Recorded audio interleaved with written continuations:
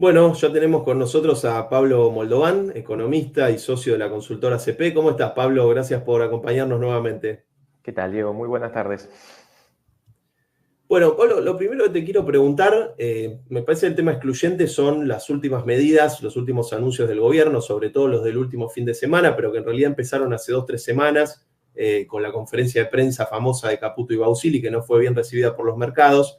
De alguna manera, estos últimos anuncios tampoco lo fueron. De hecho, hoy vemos al dólar blue de vuelta recalentándose por encima de los 1.460 pesos, volviendo casi al mismo nivel previo a las medidas. También vimos desde el mismo lunes que el riesgo país iba aumentando, que los bonos cayeron. Da la sensación de que el mercado viene esperando y pidiendo a gritos el levantamiento del cepo y el gobierno le va contestando con medidas de política monetaria y cambiaria que no son las esperadas, que no generan confianza por lo menos. Entonces, lo primero que te quiero preguntar es, bueno, ¿qué es lo que anunció el gobierno? Que tiene muchos ribetes técnicos. ¿Qué es lo que pensás que están buscando con eso y por qué sigue esta incertidumbre en los mercados, ¿no? Diego, lo que nosotros estamos viendo es que el gobierno finalmente parece el fin de semana de una manera desprolija y bastante desordenada haber asumido que tenía un problema fuerte con la dinámica de los dólares paralelos. Veníamos con bastantes tensiones en torno al dólar. Esto había arrancado fundamentalmente a finales de mayo, cuando el central dejó de comprar reservas en términos sistemáticos y se empezaron a recalentar los dólares financieros. Y sobre eso lo que vimos es una historia donde, un poco como planteabas vos, el gobierno trató de responder a eso con retórica monetarista, diciendo, nosotros vamos a resolver esto anunciando que no vamos a emitir más pesos. Y el mero anuncio de que nosotros no vamos a emitir pesos nos va a servir para ordenar la cuestión. Bueno, la realidad de alguna manera lo fue pasando por arriba a esa lógica, más allá de algunos ruidos que incorporó después la propia instrumentación de las medidas que venía haciendo el gobierno, hasta que finalmente el fin de semana tuvieron que asumir la intervención directa sobre los dólares paralelos. Nuevamente el anuncio está vestido de una retórica monetaria, es decir, lo que se anuncia es que se va a dejar de emitir pesos para comprar dólares en el mercado oficial y esos dólares que se compran se van a trasladar al otro mercado. En el fondo lo que hay es un eufemismo para justificar desde una retórica monetaria la intervención sobre la brecha cambiaria que se había complicado. Sobre esto, uno lo que empieza a ver son de vuelta señales de agotamiento, es decir, estas son estrategias que uno ya las vio muchas veces, que no son raras, que de hecho uno las puede justificar en algún momento de tensión extrema y si uno tiene algún horizonte de resolución más de fondo de los problemas, pero que no ayudan mucho. De hecho, lo que vos contabas respecto del riesgo país es también una muestra de la sábana corta que tiene el gobierno. El gobierno anunció que iba a usar los dólares que compraba en el mercado oficial para bajar los dólares paralelos. Pero eso inmediatamente lo que generó es la reacción de, che, si no vas a comprar más dólares oficiales, si no vas a acumular más reservas, ¿cómo vas a hacer para pagar la deuda? Entonces, de vuelta detrás de eso hay el propio fin de semana, 5 minutos antes de la final de la Copa América, un anuncio de que van a pagar anticipadamente un vencimiento de deuda de enero para reforzar el compromiso de pago de la deuda. Pero aún con ese compromiso, el riesgo país cae y se empiezan a abrir otras preguntas, que es, bueno, pero si estás anticipando el pago de la deuda de enero, ¿cómo funciona eso en términos de la meta de reserva? Me acabas de decir que no vas a acumular más, porque lo que acumules lo vas a mandar al dólar paralelo y encima estás adelantando pago. ¿Cómo te deja eso en la relación con el FMI que vos mismo habías puesto en el centro de la discusión económica a la hora de pensar un cambio en el régimen cambiario? Bueno, la verdad que lo que estamos viendo es muchos síntomas de eso, de un proceso que se agota y un gobierno tratando de estirarlo como suelen estirarlo.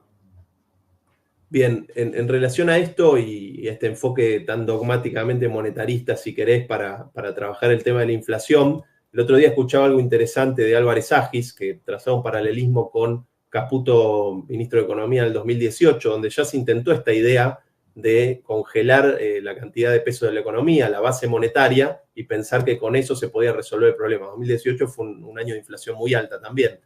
Entonces, te quería preguntar acá, quizás algo más para reflexionar, más conceptual, si vos pensás que los problemas de desequilibrio macro y de la inflación en la Argentina se pueden resolver solamente con este tipo de enfoques, o si hay que pensar efectivamente una solución al tema del tipo de cambio, ¿no? Que sucesivamente le pasa a los distintos gobiernos, ¿no? Porque como vos recién decías también, el tema de la intervención de la brecha hace acordarnos al final del gobierno anterior, ¿no? Increíblemente. Hay como una suerte de kirchnerización, si querés, en la política económica que se extraña.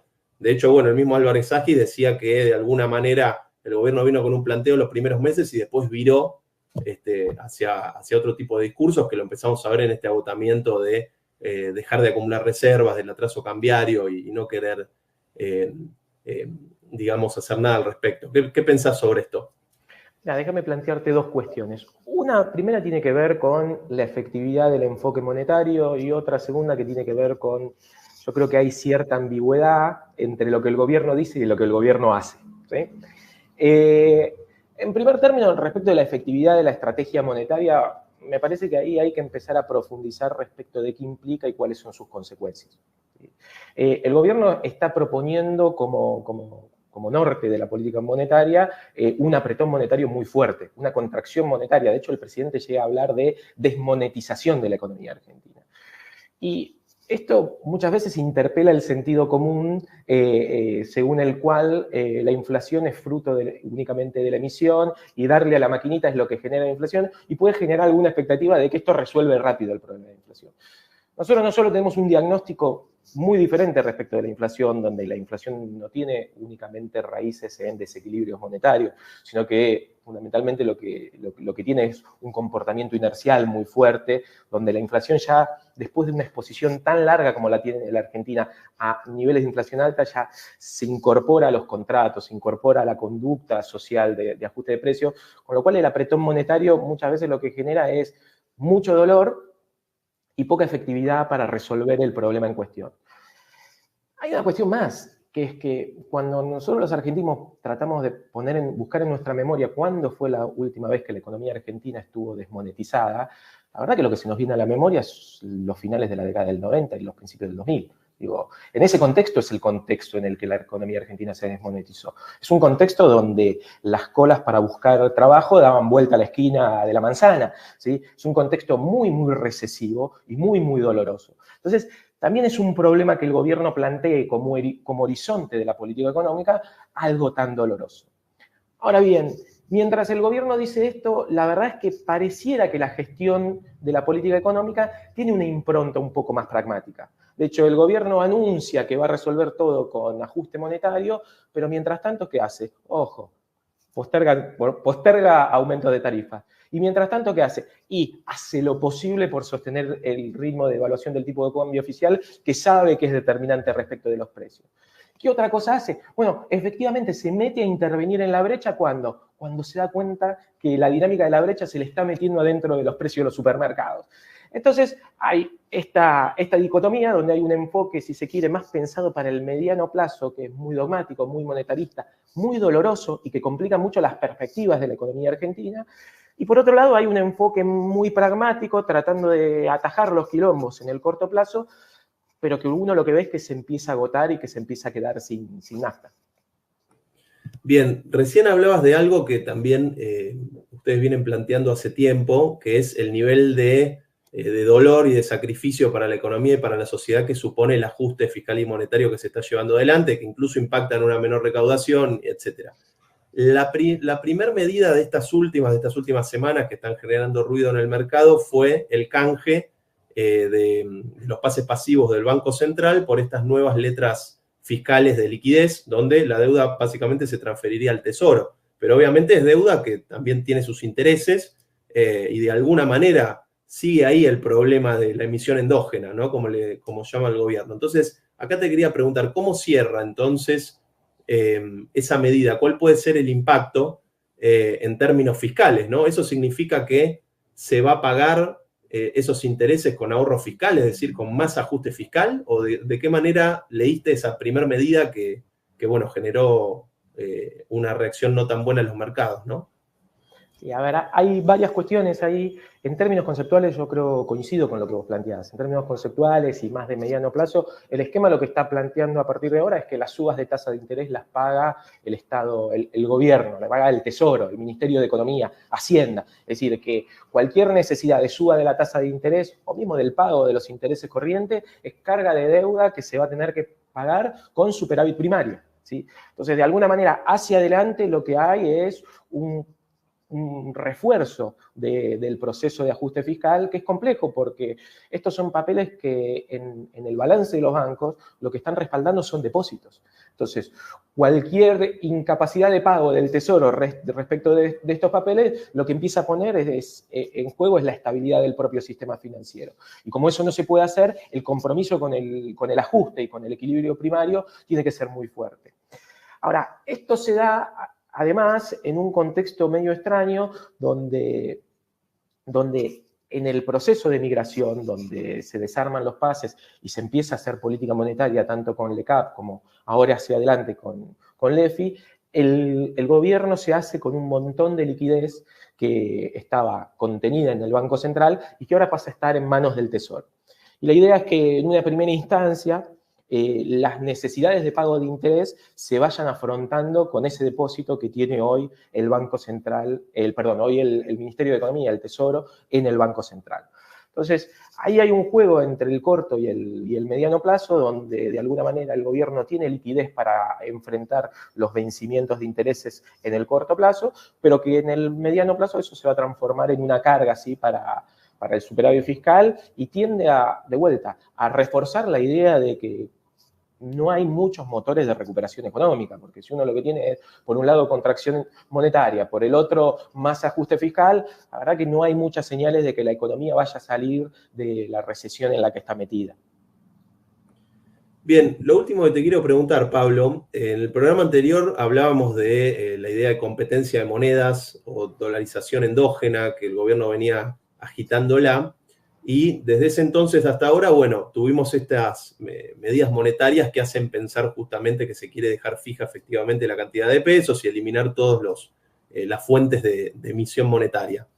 De hecho, circuló en la última semana un viejo informe de mayo del año 2023 de la consultora de Caputo y Bausili, que eran socios en ese momento, lo siguen siendo en otras funciones, donde se planteaba la idea de que la dolarización era preferible para equilibrar la economía a esquemas como el de la libre flotación.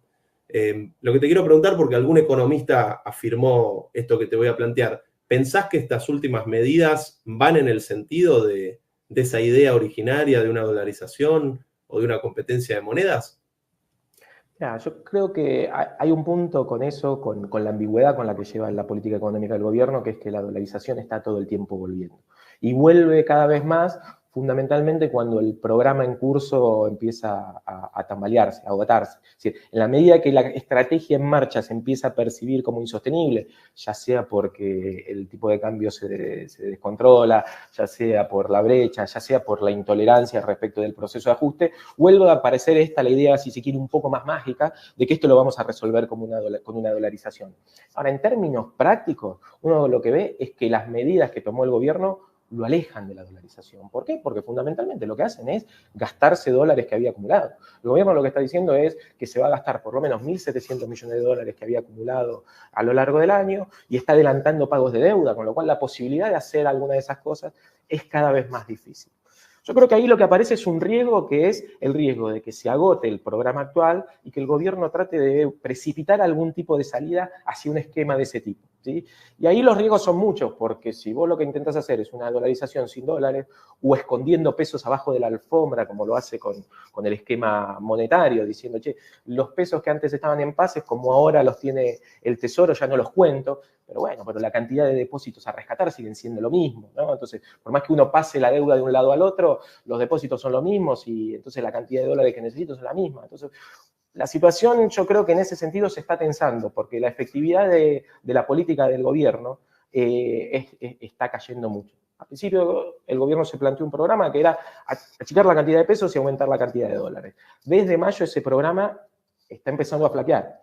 Entonces creo que la dolarización vuelve más por el fracaso que por la factibilidad técnica o la cercanía técnica de llevar adelante la reforma.